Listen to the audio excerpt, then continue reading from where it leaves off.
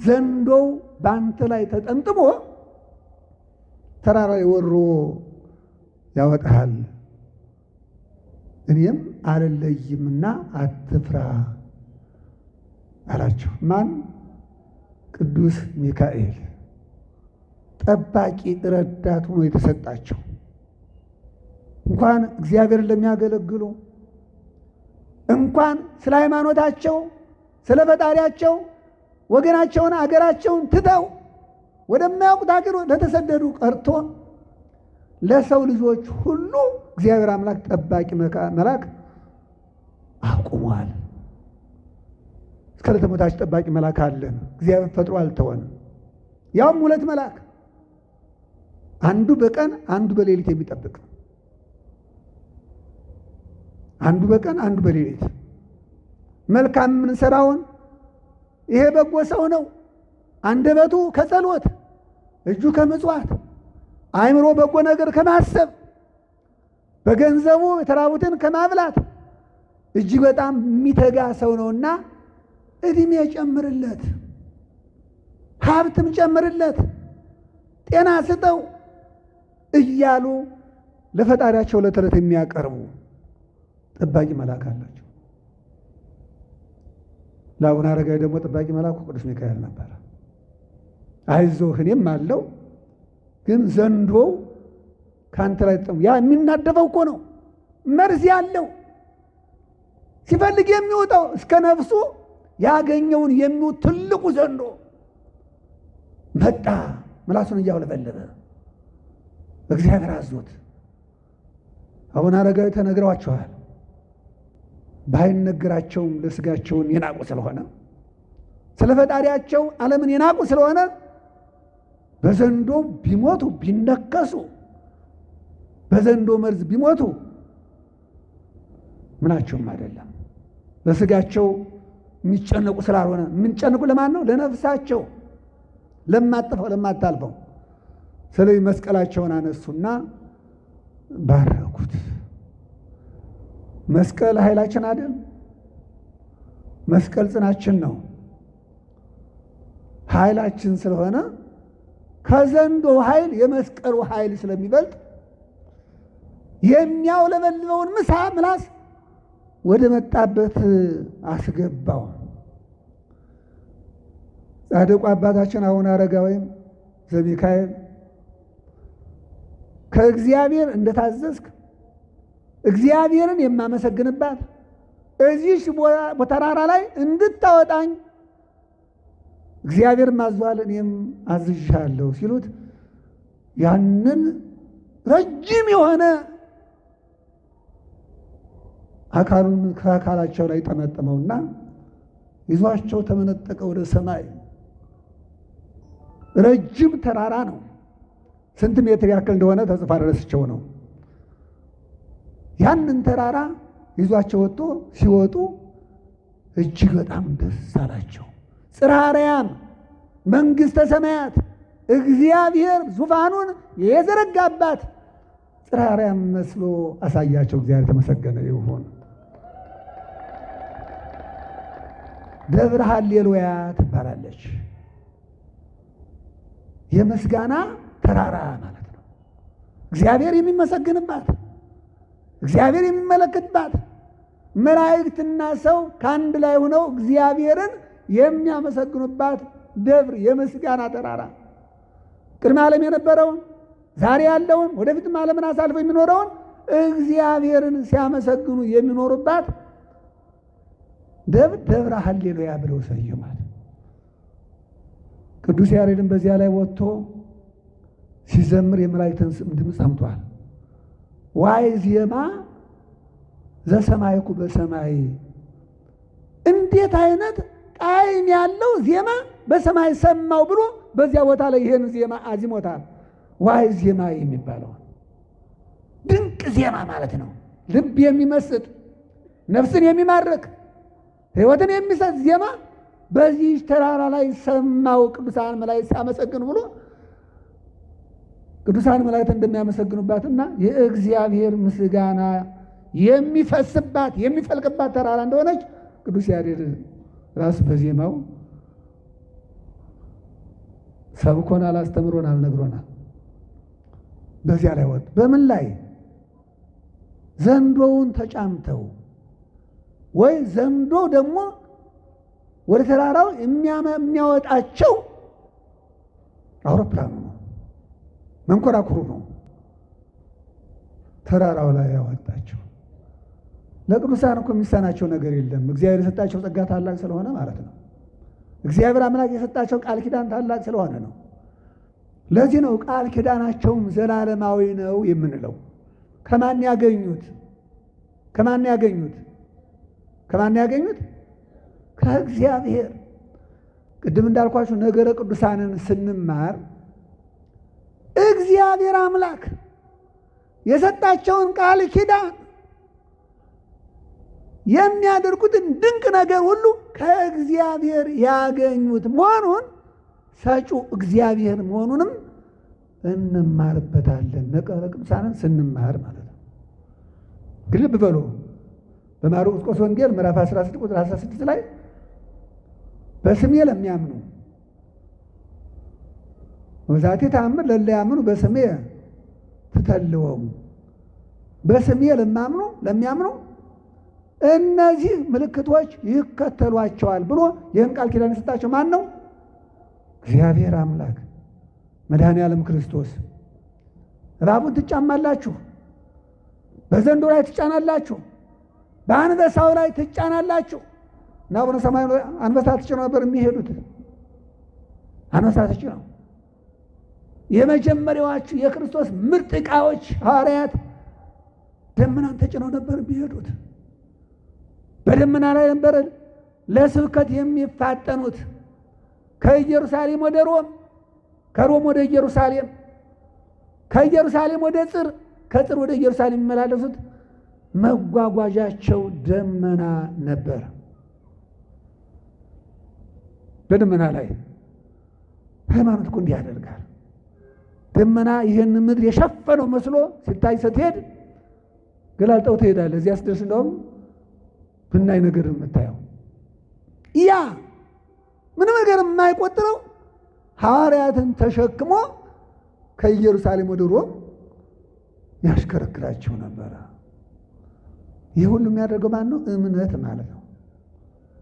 ለሚያምን በስሜ ለሚታመን እነዚህ ምልክቶች ይከተሏቸዋል። በማርቆስ ወንጌል የተናገራቸው ብዙዎች ናቸው። ለሚያምኑ ሁሉ ለሐዋርያት ብቻ፣ ለነ አቡነ አረጋዊ ለነዚህ ሚካኤል ብቻ የተሰጣቸው ዛሬም ቢሆን ፍጹም እንደነ አቡነ አረጋዊ እምነት ያለው ጥርጥር የሌለው እምነት ያለው ሁሉ ይህን ሊያደርግ ቃል ኪዳኑ ለሱ ጭምር የተሰጠ ነው። ለሁላችን የተሰጠ ነው። ግን እምነታችን ጽኑ መሆን አለበት። ጌታ ኢየሱስ እንደተናገረው የሰናፍጭ ቅንጣት የምታክል እምነት ብትኖራችሁ እኮ ነው ያለው በማቴዎስ ወንጌል ምዕራፍ 17። የሰናፍጭ ቅንጣት የምታክል እምነት ብትኖራችሁ በዘንዶ ለመጫማት አይደለም፣ ዘንዶውን ተጭኖ መሄድ አይደለም። ግዕዘ ነፍስ የሌለውን ተራራ ተነስ፣ እዚያ ቦታ እንድትሄድ እፈልጋለሁ ቢለው ተነስቶ ይሄዳል እኮ ነው የሚለው። ተራራውን አፍልሰው ተነስቶ ሊሄድ ያደርጓል። እነ ገብረ ክርስቶስ በወንፊት ውሃ አቅርበዋል። ይገርማቸዋል። በወንፊት ወንፊት እንግዲህ አንኳር የሆነውን የሚያስቀር ደቃቃ የሚሆን ዘራ ነው የሚነፋ ማለት ነው። ውሃ እንግዲህ ከዚያ በጣም እንትን ያለ ነው። ውሃ በወንፊት የሚያመላልሱ ነበረ በእምነታቸው። ሐዋርያው ቅዱስ ጳውሎስ በአድናቆት በልዩ የሆነ ፍጹም የሆነ ደስታና እምነት ሃይማኖት ሰጥይቅ ቲኢቲ ለዘይሴፋው ያለው ለዚህ ነው። የሐዋርያት ሥራ ምዕራፍ 1 ከቁጥር 1 ላይ ሃይማኖት ሰጥይቅ ቲኢቲ ለዘይሴፋው እንደነ አቡነ አረጋዊ እንደነ ቅዱስ ጊዮርጊስ እንደነ መጥምቀ መለኮት ቅዱስ ዮሐንስ እንደነ ኤልያስ ፍጹም ሃይማኖት ያለው ሰው ያችን ሃይማኖት የሚከተል በሃይማኖት ልዩ ልዩ ተአምር የማድረግ ወይም ደግሞ እንዲያደርጉ የምታስችል ልዩ ሃይማኖት አለን ያለው። ውሃ በወንፊት እንዲቀዱ የሚያደርግ ደመና መጓጓዣቸው መመላለሻቸው እንዲሆን የሚያደርግ የሚናከሰው የሚናደፈው መርዙ ሕይወት የሚያጠፋው ዘንዶ እባብ ከፈለጉት ቦታ ተራራውን ውጣ ሲሉት የሚወጣ ይህን ገደላ ገደሉን አሻግረኝ ሲሉት የሚያሻግር ታዛዥ ይሆናል ሃይማኖት ላለው ሰው። ይህን የሚያደርግለት ማን ነው? በሱ ላይ ከብራ ያለችው ሃይማኖት ማለት ነው። በሱ ላይ ከብራ ያለችው ሃይማኖት ጌታ መድኃኒዓለም የተናገረው ለዚህ እኮ ነው። አንድ ባለጸጋ ልጁ ታሞበት እዚሁ ማርቆስ 9 ቁጥር 23 ላይ ጥርጥር ያዘለ ቃል ፈጣሪውን ጠየቀው። እንዲህ አለው፣ የሚቻልህስ ቢሆን አለ። ማንም? ፈጣሪውን እግዚአብሔርን መድኃኒዓለምን ክርስቶስን። የሚቻልህስ ቢሆን ይሄ ቃል ለፍጡር ነው የሚስማማ። ይሄ ቃል የሚቻለኝ ከሆነም የምንል ፍጡሮች እኛ ነን። እግዚአብሔር ካላስቻለን ስለማስችል ማለት ነው። እግዚአብሔር ካልፈቀደ ስለማይሆን፣ ሰውም ስለሆነ እግዚአብሔር ካልፈቀደ ስለማይሆን የሚቻልህ ከሆነ ይህን ብታደርግልኝ ብሎ ለሰው ይቀጥላል። ግን ፈጣሪውን የሚቻልህ ቢሆን ልጅን አድንልኝ አለው። የሚቻልህን ትለኛለህ። እኔ አምላክህ ነኝ፣ እኔ ፈጣሪህ ነኝ። የሰው ልጆችን ከሞት ልቀሰቅስ፣ ከዚያም አልፎ በሲኦል የሚቃጠሉትን ከሲኦል ላወጣ፣ ሞትን ድል አድርጌ በሞቴ እናንተ ሞት ልደመስስ የመጣው አምላክህ መሆኔን እመን ማለቱ ነው። ለእኔ አይደለም፣ ለሚያምን ምኑ ይቻላል አለ። ምን ይቻላል አለ? ሁሉ እስቲ በሉት ይሄንን። ለሚያምን ሁሉ ይቻላል። የሚቻልህ ቢሆን ሲለው እግዚአብሔር የሚቻል ቢሆን አይባልም። እግዚአብሔርን ስንለምን ራሱም የነገረን ፈቃድህ ቢሆን ነው። ፈቃዱ መጠየቅ አለብን። ከፈቀድክ ይቻላል ማለት እኮ ነው። ካልፈቀደ ግን ይከለክላል፣ ከፈቀደ ያደርጋል። ፈቃድህ ቢሆን እንጂ የሚቻል ቢሆን ለእግዚአብሔር አይስማማውም፣ የማይቻለው ስለሌለ። ይህ የምናየው ያለ ባላ የቆመው ሰማይ፣ ይህ የምናየው ያለ ካስማ የተዘረጋው ምድር እስከነ ኃጢአታችን ተሸክማን ጠብቃን የምትኖረዋን ምድር ሲፈጥር እኮ መሳሪያ አልነበረውም፣ አጋዥ አልነበረውም፣ አማካሪ አልነበረውም። ሰማይና ምድር ይሁኑ ብሎ ቃሉ ሲወጣ ቃሉ ሲናገር ማን ሆኖ ተገኘ? ሰማይና ምድር ተፈጥረው ታዩ። እግዚአብሔር የተመሰገነ ይሁን። ይህንን አምላክ የሚቻልህስ ቢሆን ብሎ መናገር አይቻልም። የሚቻልህስ ቢሆን እንደ ክህደት ነው። እግዚአብሔር ግን አልተቀየመውም ስላላወቀ። የሚቻልህስ ቢሆን አትበል ነው ያለው። እንዲያውቅ ነው ያደረገው። እንኳን ለእኔ ለአምላክህ ለሚያምንብኝ ማለት ነው። ለሚቻልህ ቢሆን ብለህ የተናገርከኝ አምላክህ ነኝ፣ በእኔ ፍጹም ብትታመን አንተ ራስህ ታደርገው ነበር ማለት እኮ ነው። ለሚያምን ሁሉ ይቻላል ነው ያለው እና በማርቆስ ወንጌል ምዕራፍ 16 ቁጥር 17 ጀምረን የምናነበው ቃል ይሄን ነው። ያመኑትንም እነዚህ ምልክቶች ይከተሏቸዋል፣ በስሜ አጋንንትን ያወጣሉ፣ በአዲስ ቋንቋ ይናገራሉ። እና አቡነ አረጋዊ ወደዚህ ዓለም መጥተው ወደዚህ ወደ ኢትዮጵያ መጥተው አልተቸገሩም። የኢትዮጵያን ቋንቋ ለመናገር በኢትዮጵያ ቋንቋ ለማውራት ለማስተማር ተቸገሩ። መንፈስ ቅዱስ በአጭር ጊዜ ገልጾላቸው እንደውም መጻሕፍትን ሁሉ ከኛ በተሻለ ተርጉመው ያስተላልፉልን እነሱ ናቸው። እግዚአብሔር የተመሰገነ ይሁን። ያመኑትን እነዚህ ምልክቶች ይከተሏቸዋል። በስሜ አጋንንትን ያወጣሉ፣ በአዲስ ቋንቋ ይናገራሉ፣ እባቦችን ይይዛሉ። እንደ አቡነ አረጋዊ ማለት ነው። እባቦችን ይይዛሉ። የሚገርም ነገር እንኳን ቢጠጡ ወኢነከዮሙ አልነካቸውም፣ አይነካቸውም ወይም አይጎዳቸውም። እንዳውም ሕይወቱን እንዲስማማቸው ያደርጋል አለ እግዚአብሔር አምላክ። እመቤታችን እንደዚህ አይነት ሙከራ ተሞክሮባት ነበረ። በመንፈስ ቅዱስ የጸነሰችውን ልጇን ጌታ ኢየሱስ ክርስቶስን በጸነሰች ጊዜ እየተናገራቸው የለም በመንፈስ ቅዱስ የሚሆን ከሌላ ሌሎቹ በምናደርግባቸው ሁኔታ ልናደርግ ይገባናል፣ መርዝ ልናጠጣት ይገባናል። የሚያመጡት መርዝ አለ። እውነት ኃጢአት ሰርተው ካደረጉት ሰንጥቆ ነው የሚገላቸው፣ እንዳልሆነ አድርጎ ነው የሚያጠፋቸው። ካልሆነ ደግሞ ሕይወት ይሆናቸዋል። እመቤታችን ይህንን አጠጥተዋታል። ያን ጊዜ ከሳይ 7 እጅ አብርታለች። እግዚአብሔር ተመሰገነ። እንኳን ሊገላት ይህን ካደረጉ በኋላ ራሱ ዮሴፍ እየተቸገረ አንድ ጊዜ እንደ ፀሐይ ይበራል ሕይወቷ፣ ሰውነቷ፣ ግንባሯ አጠገቡ እያለች እመቤታችን ድንግል ማርያም የደደሽ እያለ ራሱ ይቸገራል። እስከምትወልድ ድረስ አላወቃት የሚለው አንዱ ይሄ ነው። ትቀያየርበት ነበረ። የጽጌ አበባ ትመስላለች።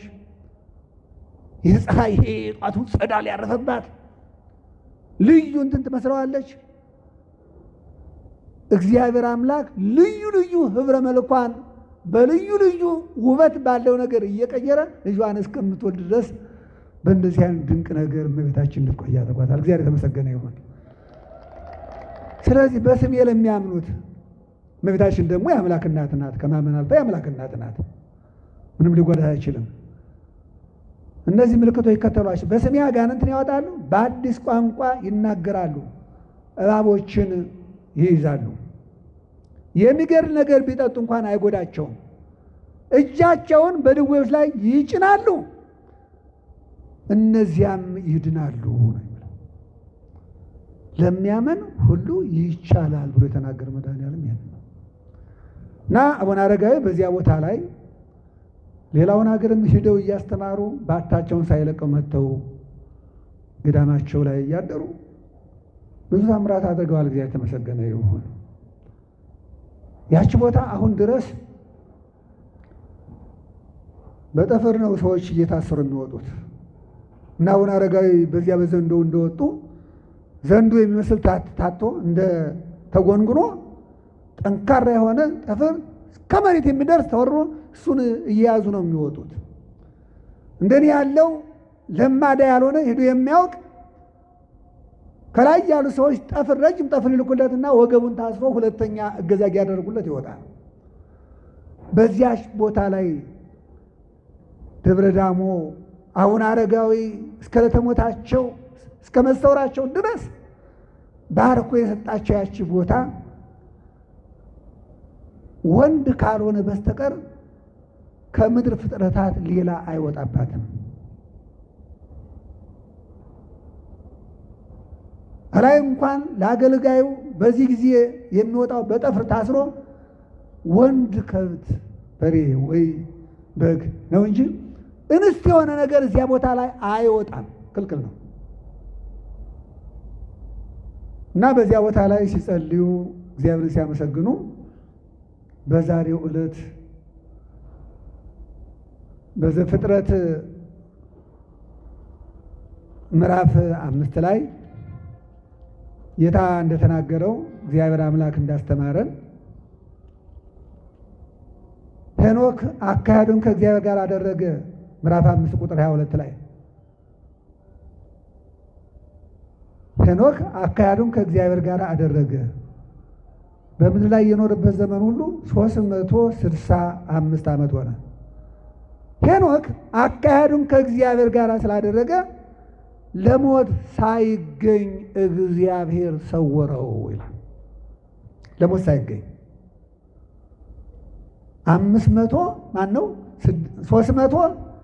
365 ዓመት ከኖረ በኋላ ብሔረ ብፁዓን የሚባለው እነ ኤልያስ አሁን ያሉበት አሁን አረጋዊም ሄደው የተጨመሩበት እግዚአብሔር ከሞት ሰውሮ በዚያ በሕይወት እንዲያመሰግነው እስካሁን በሕይወት እንዲኖር አድርጎታል። እግዚአብሔር የተመሰገነ ይሁን። አሁን አረጋዊም በዛሬው ዕለት በ99 ዓመታቸው 100 ዓመት ሊሞላቸው ስንት ዓመት ሲቀር 1 ዓመት ሲቀር አካሄዳቸው ከእግዚአብሔር ጋር ስለሆነ ከሮም ወደ ኢትዮጵያ የመጡ እግዚአብሔር ፍለጋ ከእግዚአብሔር ጋር ለመጓዝ ስለሆነ ስለ ሃይማኖት ስለሆነ ስለ ጽድቅ ስለሆነ መላ ዘመናቸው አካሄዳቸው ከእግዚአብሔር ጋር ስለነበረ ሞት እንዲሞቱ አልፈቀደም እግዚአብሔር አምላክ። በዛሬው ዕለት ካሉበት እንደነ ሄኖክና እንደነ ኤልያስ ከሞት ሰውሮ ብሔረ ሕያዋን ወስዷቸዋል። እግዚአብሔር የተመሰገነ ይሁን። ደስ ይበላችሁ። በሰማዕትነት ይሞታሉ። ሄኖክም ኤልያስም አረጋዊም መቼ?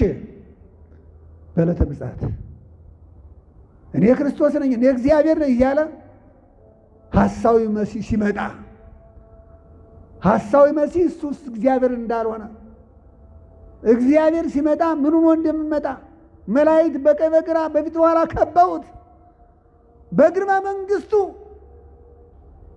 እኔ እግዚአብሔር ነኝ አይልም። እግዚአብሔር መሆኑን ራሳችን እንድናውቅ ሆኖ ክፉ የሰራ ክፋቱን ይዞ በግራው ለመቆም በጎ የሰራ በጎ የሰራውን ይዞ በቀኙ ለመቆም አንተ በጎ ሰርታልና በቀኝ ቁም አይላቸውም።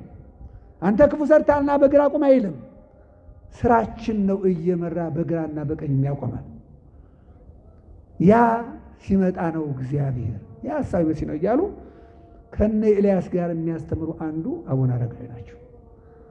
በዚያን ጊዜ ብዙውን ሰው ሐሳዊውን መሲህ ከማመን አድነው እግዚአብሔርን እንዲጠብቁና እግዚአብሔር ሲመጣ እንዲያዩ ከሚያደርጉት አንዱ ይህ ታላቅ አባት አቡነ አረጋዊ ናቸው። እግዚአብሔር የተመሰገነ ይሁን። መቼ ይመጣሉ? በዕለተ ምጽአት። ከነማን ጋር?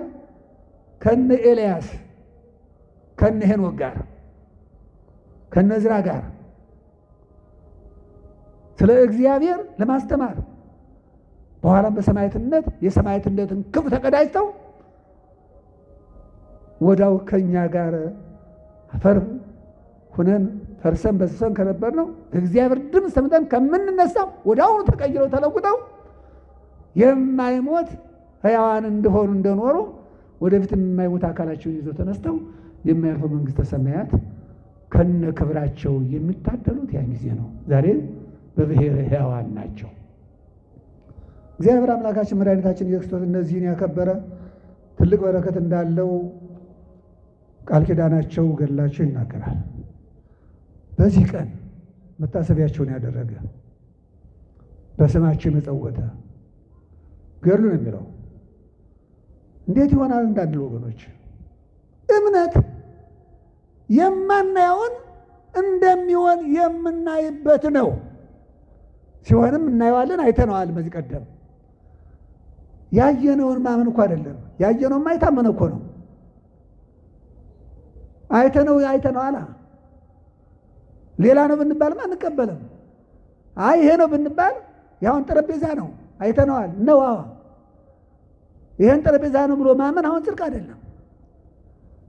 እምነት አባቶቻችን ባስተማሩን ነው ብሎ ማመን ይሄን ዓለም ካለመኖር ወደ መኖር አምጥቶ የፈጠረ የዚህ ዓለም ፈጣሪ እግዚአብሔር ነው ብሎ ማመን አላየነውም። እምነት ይሄ ነው። ስለዚህ አቡነ አረጋዊ ቃል ኪዳን የተሰጣቸው በስማቸው የዘከረ የመጸወተ ለዕዳ የሰጠ ወልደ አረጋዊ፣ ገብረ አረጋዊ፣ ወለተ አረጋዊ፣ ዓመተ አረጋዊ ተብላ የተሰየመች እስከ 7 እስከ 14 ትውልድ ምሕረትን ይቅርታን አወርድለታለሁ ብሎ ቃል ኪዳን ገብቶላቸዋል። ደስ ይበላችሁ። ሌላው ደግሞ ጌታ ኢየሱስ ክርስቶስ ለእነሱ የገባው ቃል ኪዳን ኢሳይያስ ምዕራፍ 56 ላይ ራሱን ለእግዚአብሔር ጃንደረባ ያደረገ ይላል። ምን ማለት ነው? በድንግልና የኖረ ዓለምን የናቀ ዓለምን የመነነ ዘር የሌለኝ ስም የሚያስጠራ ትውልድ ልጅ የሌለኝ ደረቅ ዛፍ ነኝ አይበል። ከወንድ ልጆችና ከሴት ልጆች የበለጠ በስሜ ለዘላለም ስሙ እንዲጠራና መታሰቢያው እንዲሆን አድርጋለሁ ብሎ በእግዚአብሔር ቤት አረጋዊ ዛሬ ሲታሰብ ይኖራል። እግዚአብሔር የተመሰገነ ይሁን። ዓለምን ንቆ ሄደ ማለት ነው። ራሱን ጃንደረባ ያደረገ። ጃንደረባነት በተለያየ ምክንያት ይኖራል። በሶስት ነገር የተረጉሙት አባቶቻችን። አንድ ጠላት የሰለበው ወንድነቱን ማለት ነው። ሁለት በተፈጥሮ የወንድነት አባለ ዘር የሌላቸው ማለት ነው። ይህ ጃንደረባ ነው። ሶስተኛውና ዋነኛው አሁን የምንነጋገርበት ግን ስለ ሃይማኖቱ፣ ስለ ፈጣሪው፣ ስለ እግዚአብሔር ብሎ ራሱን ዓለምን ንቆ መንኖ መናኝ ብቸኛ የሆነ ይህንን እግዚአብሔር ምን አለ? ብቸኛ ስሜን የሚያስጠራ የሌለኝ ደረቅ ዛፍ ነኝ አይበል። ከሴቶችና ከወንዶች ልጆች የበለጠ ያውም ለዘላለም ይህች ዓለም እስከምታልፍ በወዳኛውም ዓለም በቤቴ በቅጥሬ ስሙን በሚመሰገንበት አምልኮት በሚገለጽበት በቤተ መቅደሱ አሁን አረጋዊ አሉ። ዛሬ ስናነግሳቸዋል ነው። የትኛውም ቤተ ክርስቲያን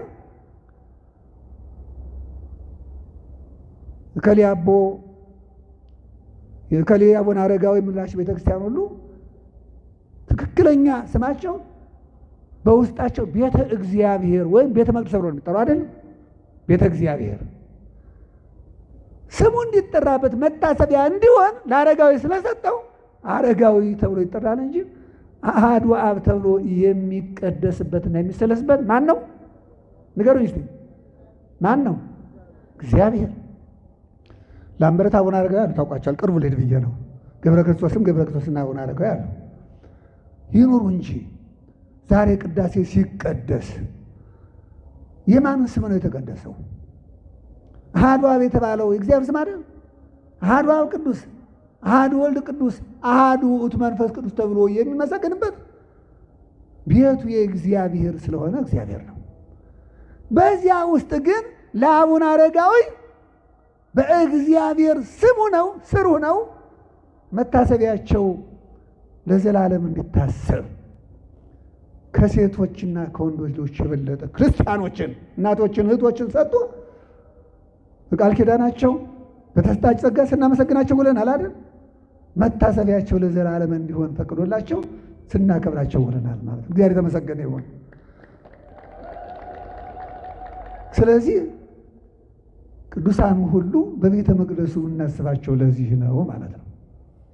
እግዚአብሔር አምላካችን መድኃኒታችን ኢየሱስ ክርስቶስ ዛሬ ስናከብራቸው በስማቸውም የዘከራችሁ በስማቸውም የመጸወታችሁ በስማቸውም ስማቸው መታሰቢያቸው በሚደረግበት ቤተ መቅደስ ጽላታቸው ባለበት ቃል ኪዳናቸው በሚነገርበት የቃል ኪዳናቸው በረከት በምንሰጥበት ቦታ የተገኛችሁ ሁሉ የበረከቱ ተሳታፊዎች ናችሁ። ደስ ይበላችሁ።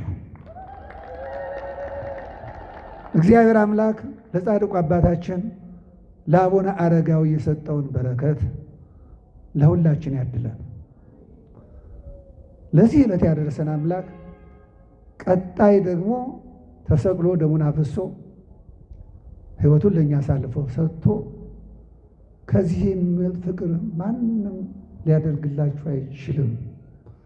እኔ ሕይወቴን ሰጥቼ ደሜን አፍስሼ ይህን ያክል ወድጃችኋለሁ ብሎ የተናገረው መድኃኔዓለም ክርስቶስ በትልቁ በፊታችን አለና ለዚያ ደርሰን ክብሩን፣ ምሕረቱን፣ ቸርነቱን የምንታደል እንዲያደርገን በጎ ፈቃድ ይሆንልን። ሰላም ያስመሸን፣ የተማርነውን በዝነ ልቦናችን ያሳድርብን። ያስተማረን የመከረን እስከዚህ ሰዓት ያለውን ጊዜ ፈቅዶ ወዶ በቃሉ እንድንመካከር ቃሉን እንድንማማር የወደደ የፈቀደ እግዚአብሔር አምላክ ስሙ ከምድር እስከ አርያም የተመሰገነ ይሁን።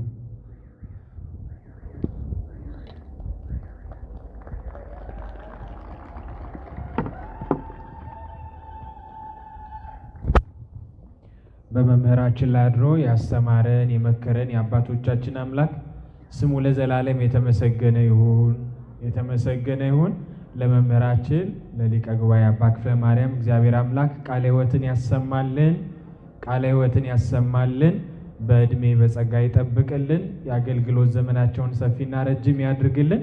አባታችን እንግዲህ ዘውትር በአገልግሎታቸው የምታውቋቸው አባታችን ናቸው። እግዚአብሔር አምላክ ረጅም ጤናን ረጅም እድሜ ከጤና ጋር ያድልልን። ሁላችንም በሩቅ ያለን ሰብሰብ ብንበልና የመጨረሻ ዝማሬ ነው የምንዘምረው። ወደዚህ ሰብሰብ ብላችሁ እግዚአብሔርን እናመሰግናለን። እግዚአብሔር አምላክ ለሚቀጥለው ዓመት በሰላም በጤና እንዲያደርሰን ከአባታችን ከአቡነ አረጋዊ እንግዲህ በትምህርቱ ላይ እንደሰማን ከደገኛው አባት በረከት ረድኤት እንዲያድለን እግዚአብሔርን በዝማሬ እያመሰገንን እንጠይቀዋለን ማለት ነው። ሁላችንም ወደዚህ ቀረብ ቀረብ ብለን የመጨረሻውን ዝማሬ እንዘምራለን። ይህንን የመጨረሻ ዝማሬ አብሮን የሚያገለግለው ወንድማችን ዲያቆን ዘማሪ አማን ይሆናል። ከእርሱ ጋር እግዚአብሔርን እናመሰግናለን።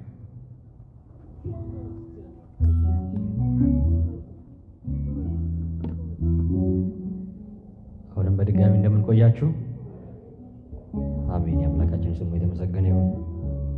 እያለን እያጨበጨብን አብረን እንዘምራለን።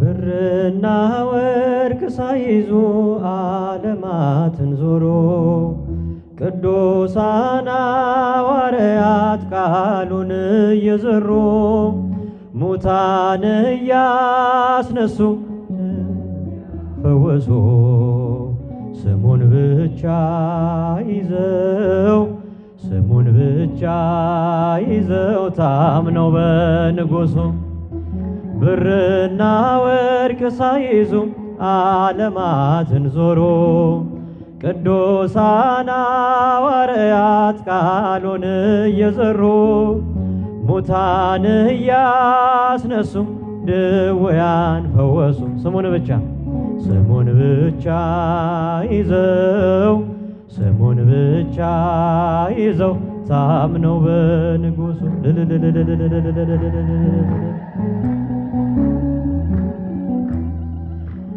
ከቀራጩ መደብ ከኃጢአት ገበታ ከጥብርያዶስ ባህር ከጠራቸው ጌታ ስሙን ተሸክመው ቃሉን መሰክሮ በመንፈስ ቅዱስ ኃይል ድንቅን እየሰሩ ብርና ወርቅ ሳይዙ ዓለማትን ዞሮ ቅዱሳን ሐዋርያት ቃሉን እየዘሩ ሙታን እያስነሱ ድውያን ፈወሱ ስሙን ብቻ ይዘው ስሙን ብቻ ይዘው ታምነው በንጉሡ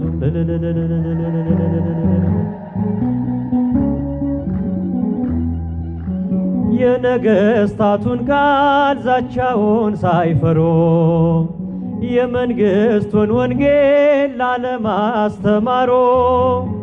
ይሻለናል አሉ ማድላት ለእግዚአብሔር ለሰው ከመታዘዝ ዘላለም ለማይኖር ብርና ወርቅ ሳይዙ ዓለማትን ዞሮ ቅዱሳን ሐዋርያት ቃሉን እየዘሩ ሙታን እያስነሱ ድውያን ፈወሱ። ስሙን ብቻ ይዘው ስሙን ብቻ ይዘው ታምነው በንጉሱ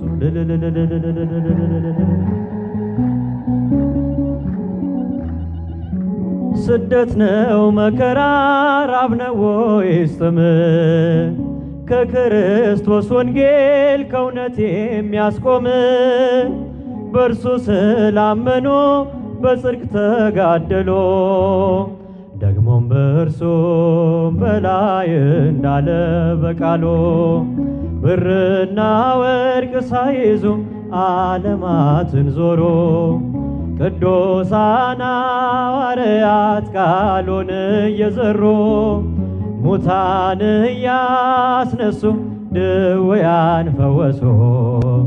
ስሙን ብቻ ይዘው ታምነው በንጉሱ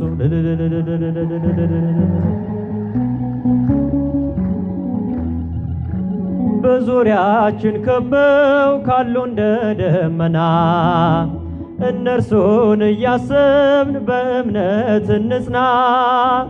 በእውነት እንደኖሩ መስለው ክርስቶስን እኛም በኖሯችን እንምሰል እነርሱ። ብርና ወርቅ ሳይዙ ዓለማትን ዞሩ ቃሉን እየዘሩ ሙታን እያስነሱ ድውያን ፈወሱ። ስሙን ብቻ ይዘው ታምነው በንጉሥ ሰባቱ መንጦላይት ወዴት ተጋረዶ ሰባቱ መብራቶች ወዴት ተሰናዶ ታናሽ ሙሽራ ነሽ የ15 ዓመት ባንቺ ላይ ሲፈጸም እንግዳ ስራት ሰባቱ መንጦላይት ወዴት ተጋረዶ ሰባቱ መብራቶች ወዴት ተሰናዶ ታናሽ ሙሽራ ነሽ የ15 ዓመት እንግዳ ስራት አንዴ እየታጠቀ አንዴም እየፈታ ገብርኤል ሲያበስርሽ በፍጹም ሰላምታ ይኩነኒ ብለሽ ስትቀበይው መለኮት እንዴት ነው የተዋሃደው? ይህን ባሰብኩ ቁጥር ልቤ ይመሰጣል። ከዚህ በላይ ፍቅርስ እንዴት ይገለጣል? ሰባቱ መንጦላይት ወዴት ተጋረዶ ሰባቱ መብራቶች ወዴት ተሰናዱ? የ15 ዓመት ባንቺ ላይ ሲፈጸም እንግዳ ስራት ሁሉን የሚወስን ባንቺ ተወሰነ። ከሦስቱ አካል አንዱ ቃልም ሥጋ ሆነ። ስፋትና ጥበት ሰማይና ምድር ባንቺ ተገናኙ ገባሬና ግብር። ይህን ባሰብኩ ቁጥር ልቤ ይመሰጣል። ከዚህ በላይ ፍቅርስ እንዴት ይገለጣል? ሰባቱ መንጦላይት ወዴት ተጋረዱ? ያጨበጨባችሁ ምስጋና አቅርቡ። ወዴት ተሰናዶ? ታናሽ ሙሽራ ነሽ የ15 ዓመት ባንቺ ላይ ሲፈጸም እንግዳ ስራት። እንዴት ቢመጥሽ ነው እንዴት ያከብርሽ ትላንትናን ዛሬ ያገናኝብሽ። ምልአትና ወሰን ግዝፈትና ርቀት ባንቺ ተዋሃዶ ፈጣሪና ፍጥረት። ይህን ባሰብኩ ቁጥር ልቤ ይመሰጣል።